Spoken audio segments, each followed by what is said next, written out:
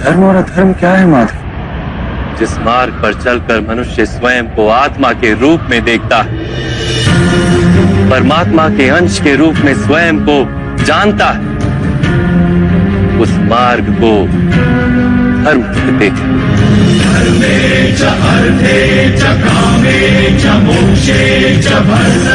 जब मनुष्य स्वयं को परमात्मा के अंश के रूप में जान लेता है, तब उसे ये अनुभूति होती है कि ये सृष्टि ही परमात्मा है और ये परमात्मा ही सृष्टि है। सृष्टि और परमात्मा में कोई भेद नहीं।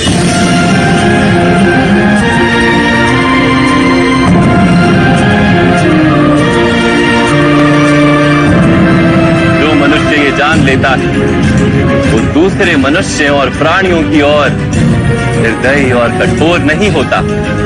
वो ये जानता है कि जीव कटने से पीड़ा केवल जीव को नहीं होती, उसकी अनुभूति समग्र शरीर को होती है। वैसे एक मनुष्य को पीड़ा होती है तो समग्र संसार उस पीड़ा का अनुभव करता है। जब तक संसार में एक मनुष्य भी पीड़ित है, तब तक वास्तव में किसी का भी सुख संपूर्ण नहीं। जानने पर मनुष्य का मन करुणा से भर जाए, उसे धर्म कहते हैं।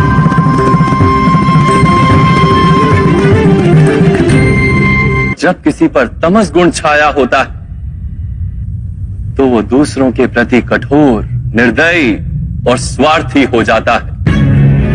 अपने माने हुए सुख के लिए दूसरों को दुख देता है। परमात्मा की ओर गति नहीं हो पाती उसकी।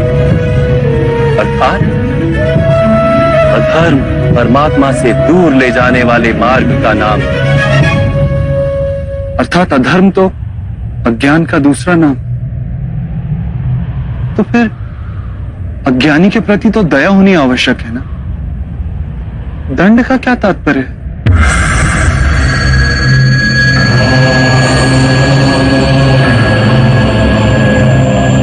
यानी जब ज्ञान का मूल्य जानने को सजना, ज्ञान पर दृष्टि डालने को भी सजना,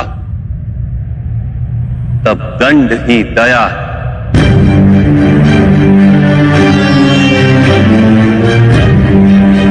उसके प्रति भी और दूसरों के प्रति भी।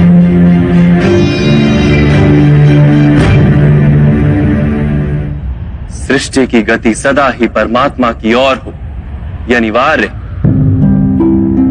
किंतु कभी कभी ऐसी स्थिति उत्पन्न हो जाती कि अज्ञान, मोह और अधर्म बढ़ जाता।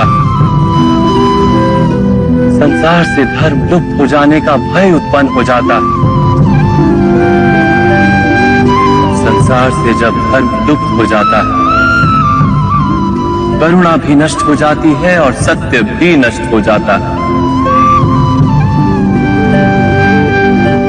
आने वाली पीढ़ियों को धर्म प्राप्त हो सके, इसके लिए आज अधर्मियों का नाश करके धर्म की पुनः स्थापना करना अनिवार्य है।